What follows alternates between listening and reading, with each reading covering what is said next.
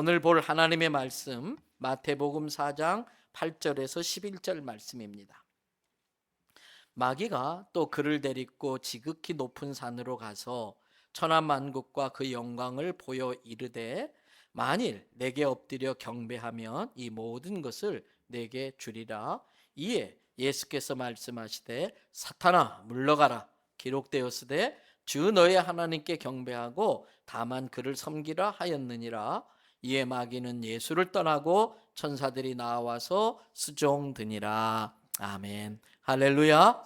오늘 또 저와 여러분의 가정, 자녀 그리고 하는 모든 일들마다 하나님의 돕는 손길로 함께 하시길 주님의 이름으로 축복합니다. 사냥꾼이 동물을 잡을 때에 덫을 놓습니다. 그때 동물을 유인하려고 그 덫 안에 무엇을 집어넣습니까? 동물이 좋아하는 음식을 넣어둡니다. 그것을 뭐라고 불러요? 미끼라고 합니다. 동물은 그 미끼를 먹으려고 하다가 덫이 철컥 닫혀가지고 꼼짝없이 사냥꾼에게 잡히고 마는 것입니다. 그 덫과 비슷한 것으로 올무라는 것이 있지요. 밧줄로 동그랗게 만들어서 그 안에 동물이 좋아하는 음식을 놔두고 동물이 그 음식을 먹으러 그 동그라미 안에 들어오면 줄을 잡아 당겨가지고 동물을 잡습니다. 이렇게 덫이나 올무는 놓여진 덫에 걸린 겁니다. 이미 놓여진 덫에 걸린 겁니다. 그런데 스스로 덫에 걸리는 경우도 있습니다. 심리학자인 조던 피터슨이 쓴 12가지 인생의 12가지 법칙이라는 책이 있습니다. 그 책에 원숭이 쉽게 잡는 방법이라는 것이 나와요. 원숭이의 손이 겨우 들어갈 정도로 입구가 아주 작은 무거운 돌 항아리 안에다가 원숭이가 좋아하는 견과류나 바나나 같은 걸 넣어둡니다. 원숭이가 그 항아리 안에 손을 집어넣는 순간, 손을 집어넣고 음식을 잡는 순간 그 원숭이는 잡힌 거나 마찬가지랍니다. 원숭이는 자기가 잡은 음식을 절대 놓지를 않아서 그 손이 구멍에서 빠져나올 수가 없어 결국은 꼼짝없이 잡히고 만다는 겁니다. 움켜져야 할 때는 움켜쥐어야 합니다. 하나님은 우리 방금 미나처럼 새로 태어난 신생아들에게는 생존을 위한 본능을 주어서 태어나게 하셨답니다. 그래서 프랑스 파리에 있는 아몽투르스 병원의 소아신경과 전문의인 라파엘 세바그 박사에 의하면 적어도 신생아들에게는 8가지 이상의 반사신경이 있다고 합니다. 그 중에 예를 들면 아이가 태어나면 본능적으로 엄마 젖을 찾아가는 젖찾기 반사, 또 아이들의 입에 뭔가 자극을 주면 무조건 빨려고 하는 빨기 반사, 등을 문지르면 자극이 오는 방향으로 하체를 구부리는 갈란트 박사가 발견했다고 해서 이름 붙여진 갈란트 반사라는 게 있어요.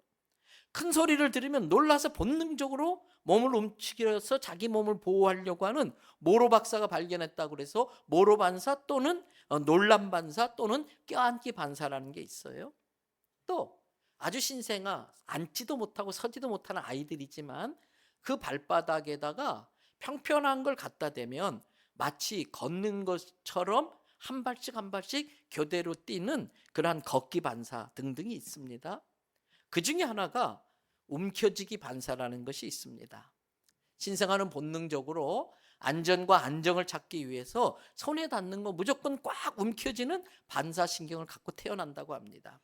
그 아이가 꽉 움켜쥐는 그 아기의 손 힘이 얼마나 센지 많이 해보셨을 거예요. 부모들이 엄지손가락 이렇게 딱 주면 그 엄지 2개를 꼭 잡는데 자기 전 체중을 그 손으로 지탱할 수 있을 만큼 그렇게 힘이 세다고 합니다.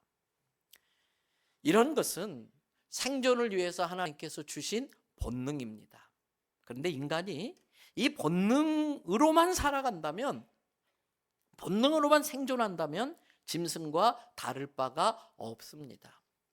하나님은 인간에게 본능과 함께 인간을 지으시고 마지막에 그 코에다가 어떻게 하셨어요? 하나님의 영을, 생기를 나누어 주셔서 사람이 살아있는 영적 존재, 생명이 되었다고 성경은 이야기합니다. 인간 안에 이 영혼이 있기 때문에 인간은 생각을 통해서 판단하고 결정하는 인격적 존재가 될 수 있는 것입니다. 인간은 그 영으로 동물적 본능을 다스릴 때에 비로소 하나님의 창조 목적대로 살아갈 수 있는 인격적 존재가 될 수 있습니다. 짐승은 본능으로 생존합니다. 그러나 인간은 영으로 본능을 다스릴 때에 진정한 인간다운 삶을 살 수 있는 것입니다. 때문에 신생아 때는 움켜쥐는 본능으로 생존하지만 성장하면서 점점 성숙해져 가면 움켜진 것을 놓을 줄도 알아야 됩니다. 미성숙한 사람은 움켜쥐려고만 합니다. 성숙한 사람은 움켜져야 할 때 움켜질 줄 알고 놓아야 할 때 놓을 줄 아는 사람이 성숙한 사람입니다.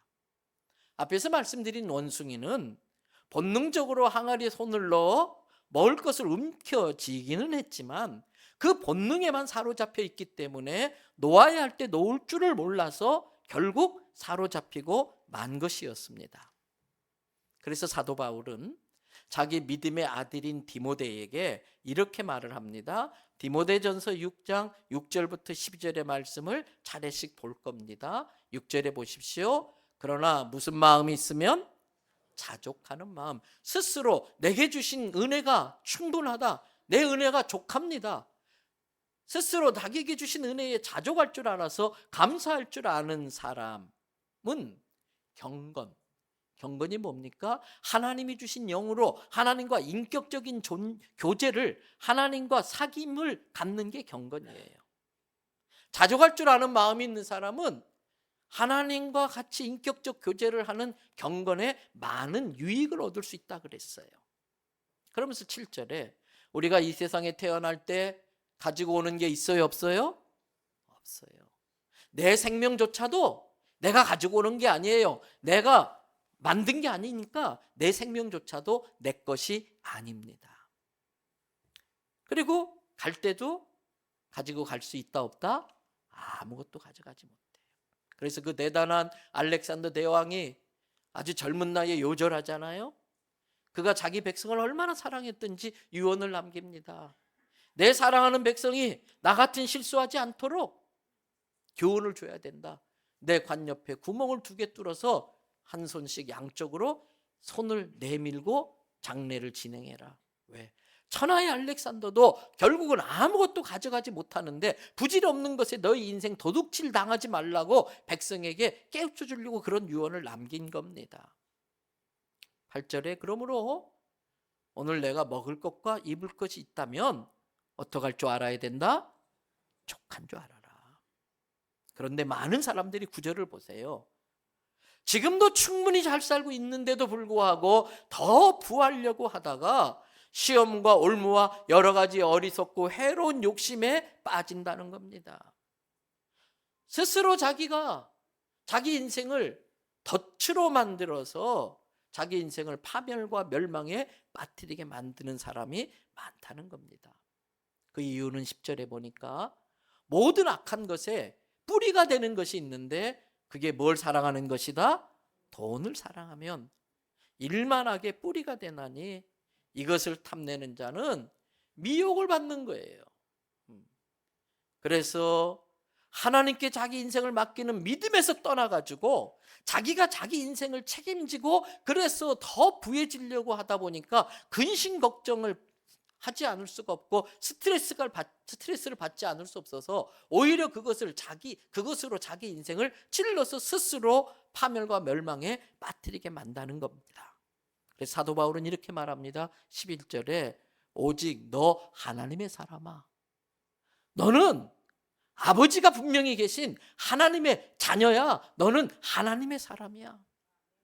제가 첫아이 낳고 큰아이 이름 하람이를 바로 이 성경 구절에서 그 이름을 따왔어요. 너 하나님의 사람아.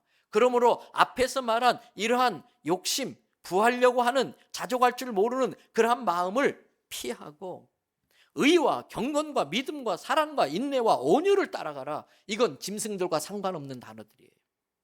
이건 비인격적 존재인 동물들과 상관없는 단어들이에요. 의와 경건과 믿음과 사랑과 인내와 온유를 따르며, 그리고 우리는 육신을 입고 사는 동안에는 본능조차도 때로는 우리의 적이 돼서 우리를 파멸과 멸망으로 빠뜨릴 수 있기 때문에 치열한 싸움을 살 수밖에 없는데, 많은 경우 쓸데없는 싸움, 악한 싸움에 인생을 허비하고 도둑질하는 경우가 있는데, 너희는 그런 싸움에 말려들지 말고 어떤 싸움 싸워라? 선한 싸움 싸워라. 어떤 싸움이 선한 싸움입니까? 영생을 얻기 위한 싸움이 선한 싸움이라는 거예요. 이것을 위하여 너가 하나님께 택함 받아 부르심을 받았고, 내가 많은 사람들 앞에서 내 삶으로 이걸 증언했다. 사도 바울은 말하고 있는 겁니다. 사람이 덫에 걸리는 이유가 많이 있지만 그중에 이 덫에, 올무에 걸리게 되는 가장 큰 요인 중에 하나가 탐욕입니다. 욕구는 본능입니다. 식욕이 있어야 됩니다. 성욕이 있어야 됩니다. 성취욕이 있어야 됩니다. 그래야 생존합니다.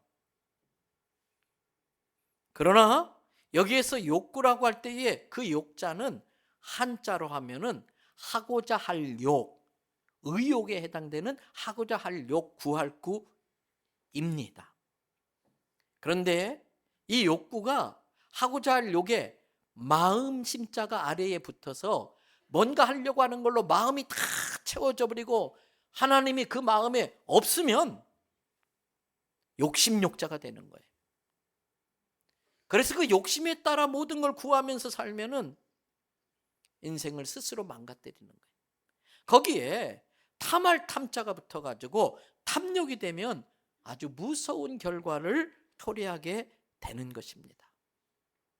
때문에 더 부해지려는 탐욕 때문에 시험과 올무와 여러 가지 어려운 어리석은 해로운 욕심에 자기 인생을 떨어뜨리면 안 됩니다. 그렇게 되면 파멸과 멸망에 빠지게 됩니다.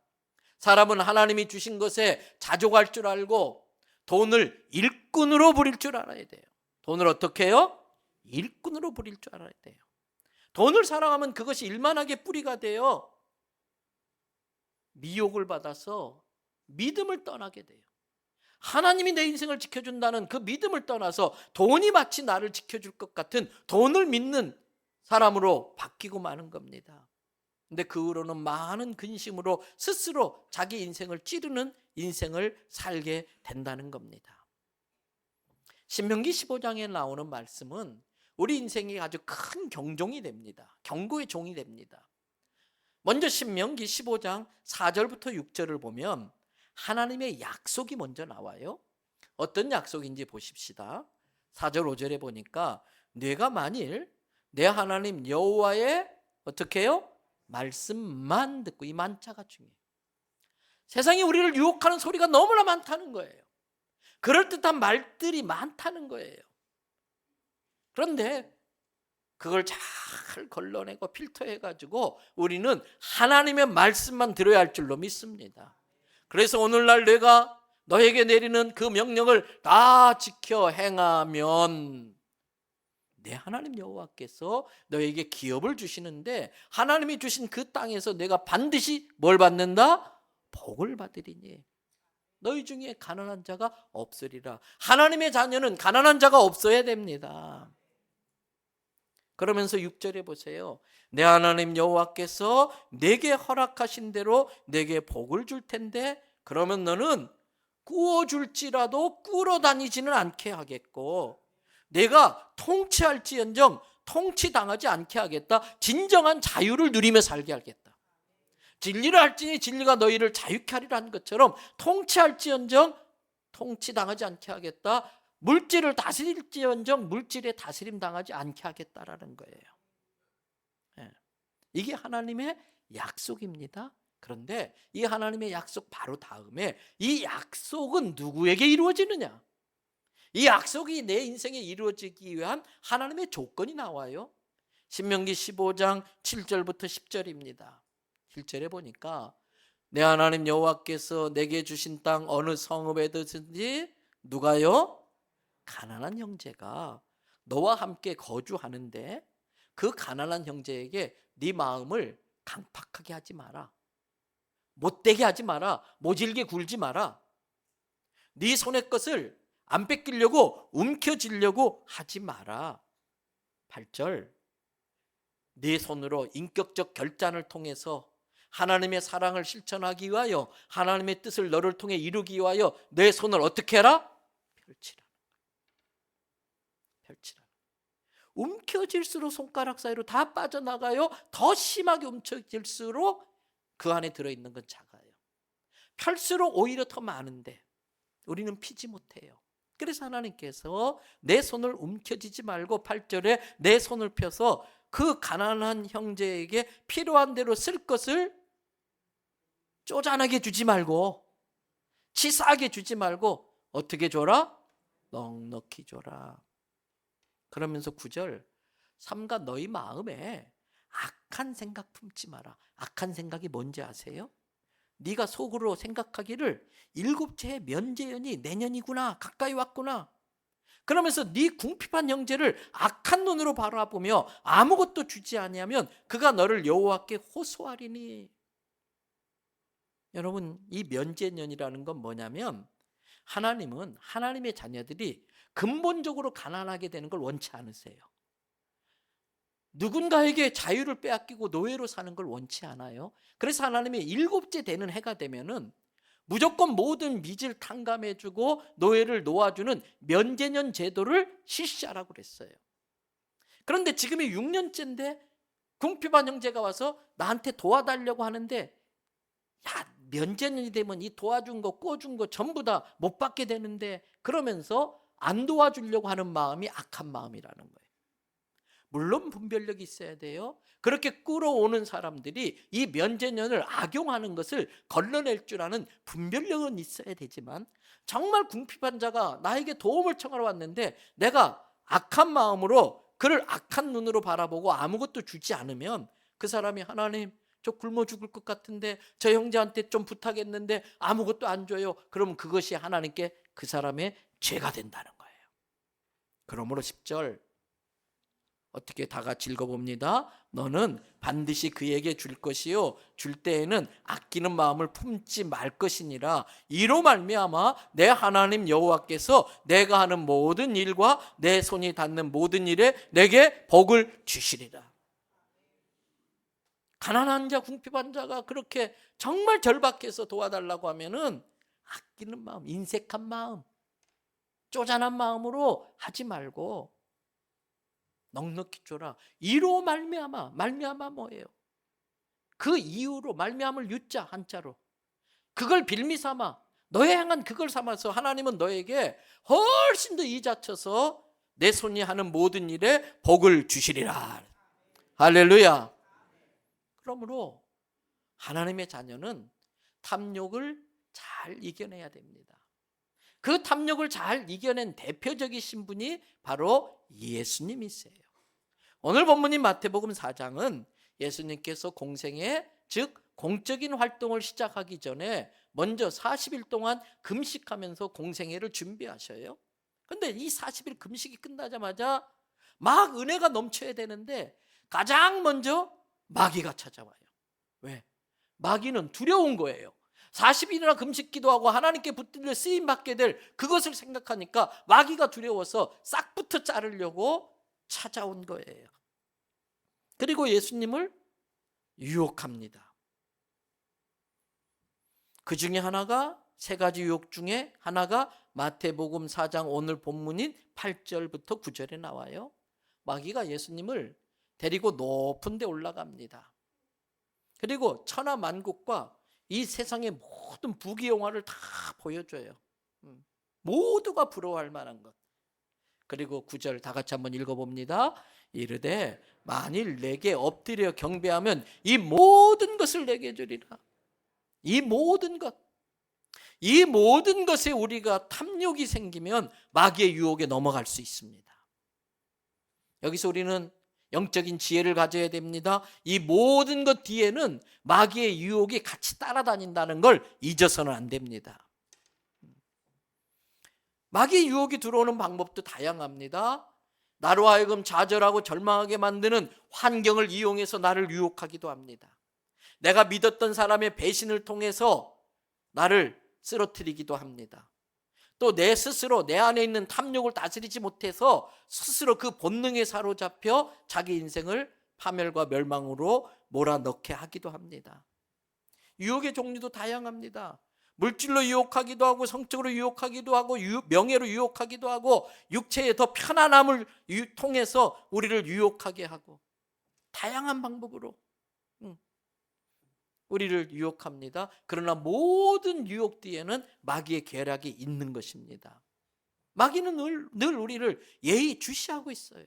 그래서 베드로 사도는 베드로전서 5장 8절, 우리가 다 외운 말씀입니다. 근신하라부터 암송합니다. 근신하라, 깨어라, 너희 대적 마귀가 우는 사자같이 두루다니며 삼킬 자를 찾나니. 여기서 삼킬 자, 삼킬 만한 자. 그래서 마귀가 아무나 공격하는 게 아니에요. 동물의 왕국 같은 다큐멘터리 보면 물소떼가 지나가는데 사자가 함부로 대들었다간 뿔에 받쳐 사자도 죽어요.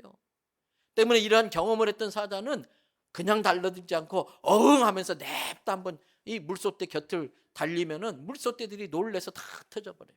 그러다가 쫙 모이는데 그때 노약한 물소, 병든 물소, 어린 물소는 쳐져요. 마귀는 그걸 공격하는 거예요. 간을 먼저 보는 거예요.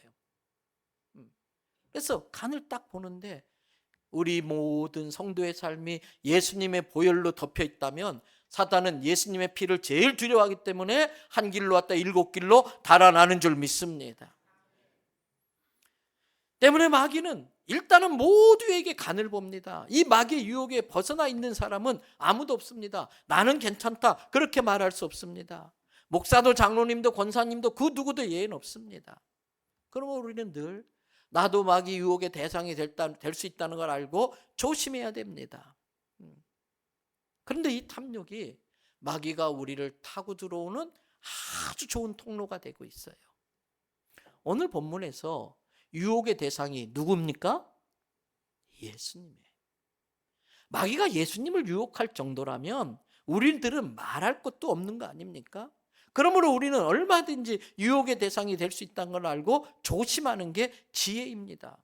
그래서 마귀의 유혹에 넘어가 봤던 경험이 있었던 사도 바울은 고린도전서 10장 12절에서 우리에게 이렇게 경고하고 있습니다. 다 같이 외우는 구절입니다. 그런즉 선줄로 생각하는 자는 넘어질까 조심하라. 이제 됐어, 내가 섰어, 이만하면 돼. 이게 교만입니다. 겸손한 자는 조심합니다. 그런데 우리가 조심하기만 하면 마귀의 유혹을 당하지 않고 이겨낼 수 있다고 성경은 이야기하고 있어요. 바로 이어서 따라 나오는 선줄로 생각하는 자들아 넘어질까 조심해라 해놓고 바로 이어서 뭐라고 그러냐면 고린도전서 10장 13절, 이것도 다 외우는 구절이에요. 다 같이 사람이 감당할 시험 밖에는 너희에게 당한 것이 없나니 하나님은 시험 당하는 미쁘사 너희가 감당하지 못하는 시험 당함을 허락하지 아니하시고 시험 당할 즈음에 또한 피할 길을 내사 너희로 능히 감당하게 하시느니라. 여러분, 마귀는 호시탐탐 우리를 노리고 있다가 언제 가장 잘 유혹에 넘어갈 수 있을지 절묘한 타이밍에 우리를 찾아오는데, 마귀는 내가 가장 약해져 있을 때 가장 가까운 사람을 통해 나의 취약점을 파고 들어와서 우리를 유혹합니다. 오늘 본문 3절을 보세요. 이 마귀 시험하는 자가 예수님께 나왔는데 가장 먼저 준 유혹의 내용이 뭐였어요? 돌로 뭘 만들어라? 떡덩이. 왜? 여러분, 예수님도 하나님이시지만 우리 인간의 모든 고통을 고스란히 경험했었어야 되기 때문에 배고픔의 서러움이 얼마나 고통스러운 건지 그걸 느끼시려고, 그래야 우리를 도울 수 있기 때문에 예수님도 인간의 그러한 배고픔의 고통을 다 느끼십니다. 40일 동안 금식했는데 얼마나 배고프겠어요. 이것을 마귀는 기가 막히게 알아가지고 지금 이 타이밍에는 먹을 걸로 유혹해야 돼. 그래서 돌로 너 이거 만들 수 있잖아. 얼마든지 가능하잖아. 돌로 한번 떡이 되게 해봐. 이렇게 유혹한 겁니다. 그런데 인류의 시조인 아담은 먹는 시험, 선악과 먹는 시험에 실패해서 넘어졌지만 이 첫째 아담의 죄를 책임지시고 우리를 구원하려고 오신 둘째 아담이신 예수님은 신명기 8장 3절에 나오는 유명한 말씀, 사람이 뭐로만 살 것이 아니다, 떡으로만 살 것이 아니고 사람은 하나님의 입으로부터 나오는 무엇으로 산다? 말씀으로 산다. 이 마귀를 그렇게 물리친 겁니다. 여러분, 오늘날 이 말씀은 많은 물질의 유혹을 받으며 살 수밖에 없는 우리들에게 대단히 중요한 경고의 말씀이에요. 사람이 떡으로만 살 것이 아니다. 떡이 필요 없다는 거 아닙니다. 육신을 입고 사는 우리는 떡이 필요합니다. 그러나 우리는 육신으로만 지어진 존재가 아니고 하나님의 영이 우리 안에 있는 영적인 존재이기 때문에 육신의 양식만으로는 진정한 인간다운 삶을 살 수 없다. 하나님의 말씀이 우리 안에 들어와야 인격적 존재로 지음받은 인간이 하나님과 교제하며 인격적 존재, 인간다운 삶을 살 수 있다라는 거예요. 40년 동안 광야에서 방황하던 이스라엘 백성이 가나안 땅에 들어가기까지 하나님이 책임져 주십니다. 그중에 매일같이 만나를 내리세요. 그런데 뭐라고 말씀하세요? 7일 동안에 6일 동안 먹을 거 거두러 가라. 근데 욕심 부리지 말아라. 하루치만 거둬라. 어떤 사람이 욕심 부리고 이틀치 거둬왔어요. 그 다음날 아이고 피곤하니까 오늘은 나가지 말고 어제 거둔 거 먹어야지. 다 썩어버렸어요. 꼬박꼬박 그날 나가야 돼요. 여러분, 기독교는 노동을 신성하게 여겨요. 불안당이 되면 안 돼요. 땀 흘리지 않고 날로 먹으려면 안 돼요. 그런데 6일째 되는 날은 하나님이 6일째는 이틀치 거둬도 돼. 왜? 내일은 나를 예배하는 날이니까 너희가 딴짓하면 안 돼. 먹을 거 구한다고 들어나가면 안 돼. 내가 책임져 줄게. 6일째 거둔 그 다음 날의 양식은 안 썩어요. 그대로 있어요. 이건 뭡니까? 하나님께서 내 인생을 책임져 주시겠다고 하는 그러한 약속인 것입니다. 그러므로 이 믿음이 없어서 물질의 유혹을 받아서 내일 내가 먹을 걸 책임지겠다 나가봤자 헛수고예요. 주일날 일해봤자 그건 다 남 좋은 일만 시키는 거예요. 자기한테 돌아오는 게 없어요. 나를 지켜주신다는 하나님에 대한 믿음이 없으면 내일 일로 염려하게 됩니다. 오늘 내일 먹을 것까지 내가 확보하겠다고 하는 그 생각 때문에 마귀의 유혹에 넘어가게 됩니다. 내일 먹을 것도 내가 확보하겠다는데 그게 잘 확보되지 않으니까 스트레스 받는 거예요. 근심, 걱정, 염려에 빠져서 자기 인생을 스스로 파멸과 멸망에 빠뜨리는 겁니다. 그래서 성경은 분명하게 우리가 말합니다. 마태복음 6장 34절에 다 같이 함께 읽겠습니다. 그러므로 내일 일을 위하여 염려하지 말라. 내일 일은 내일이 염려할 것이요 한날의 괴로움은 그날로 족하니라.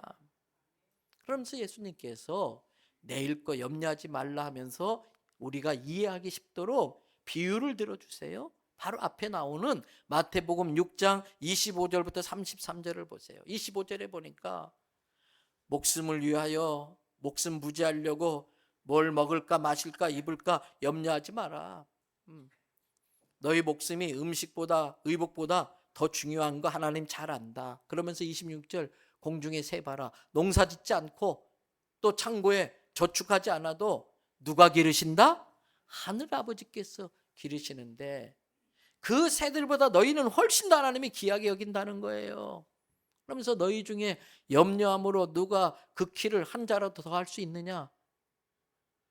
아무리 고민하고 아무리 애써도 안 되는 것 가지고 쓸데없이 염려하지 말라는 거예요. 제가 이렇게 걱정해서 될 수 있었다면 저도 문기준 장로만큼 클 수 있었어요. 안 되는 거 가지고 인생 속지 말라는 거예요. 안 되는 일 가지고 인생 도둑질 당하지 말라는 거예요. 28절에 들의 백합화 봐라.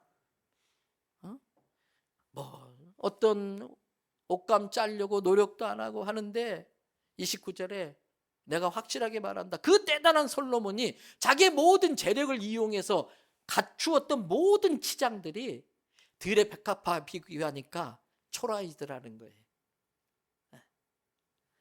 그러면서 30절 내일 아궁이에 불태워질 이 들풀도 하나님이 이렇게 예쁘게 입히시는데, 솔로몬이 비교할 수 없을 정도로 이쁘게 입히시는데 하물며 내 새끼 내 자식이 너희일까 보냐, 이 믿음이 적은 자들아 그러십니다.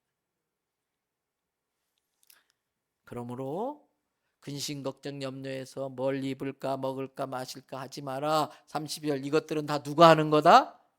이방인들, 하나님의 자녀가 아닌 부모 없는 고아들인 이방인들, 믿음 없는 자들이나 그런 거 구하는 것이지, 너희의 하늘에 계신 아버지는 이 모든 게 육신을 입고 사니까 너희에게도 이런 것이 있어야 된다는 거 알아.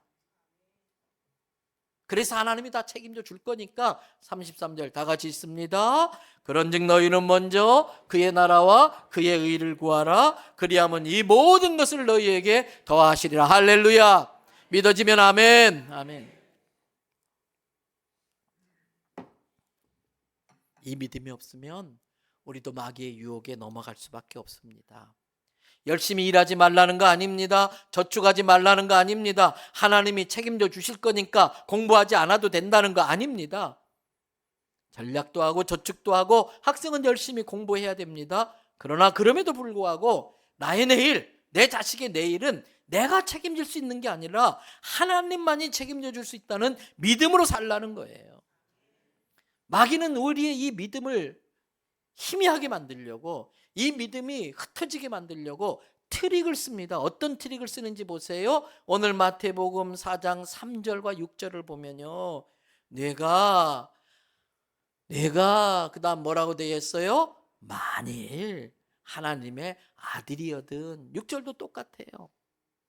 그런데 여러분, 이 만일이 함정이에요. 만일이 어디 있습니까? 저와 여러분들은 하나님의 자녀인 줄 믿습니다. 예우는 그절 요한복음 1장 12절 말씀 다 같이, 영접하는 자 곧 그 이름을 믿는 자들에겐 하나님의 자녀가 되는 권세를 이미 주셨다는 거예요.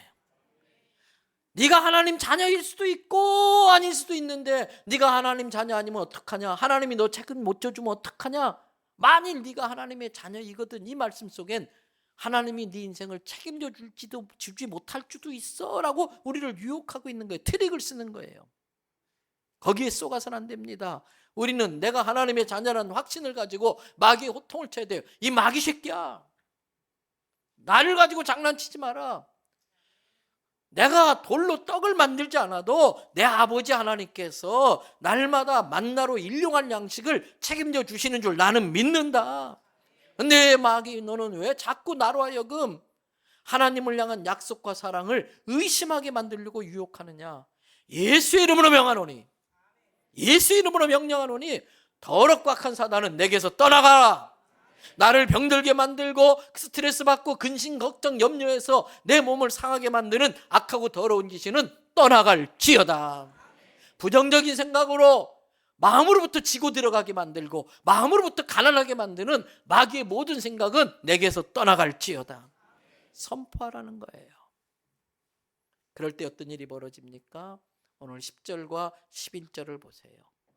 예수께서 말씀하시되 사탄아 물러가라. 기록되었을 때, 즉 하나님이 약속하시기를 주 너의 하나님께 경배하고 다만 하나님만 섬기라 하였느니라.